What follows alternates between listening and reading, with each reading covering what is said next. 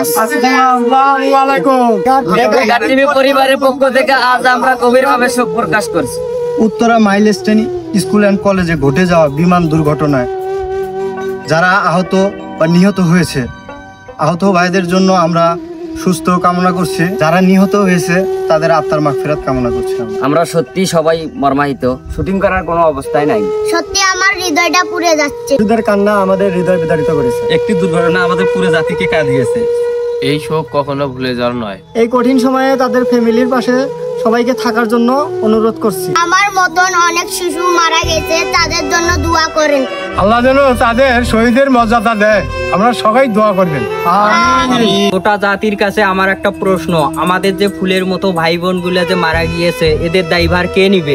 আমার আর একটা প্রশ্ন, এই 20 থেকে 30 বছর আগের লক্ষ্য চক্কর প্লেন দিয়ে কিভাবে প্রশিক্ষণ দেওয়া হয়? আমাদের পাইলট তৌকির সাহেব তো এই জন্যই মারা গিয়েছে। আমাদের বাংলাদেশ কি এতই গরিব দেশ যে একটা প্লেন কেনার সামর্থ্য নাই? আমরা আমাদের থেকে 10 টাকাকেই নিলেও তো একটা প্লেন কিনতে পারতাম। এই ঘটনা কারো গাফিলতি যদি থাকে তার আমরা সুস্থ বিচার চাই।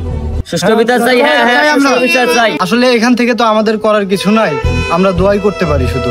আপনারা সবাই দোয়া করবেন, আর উত্তরার আশেপাশে যারা আছেন তারা একটু সহযোগিতা করবেন সবাই।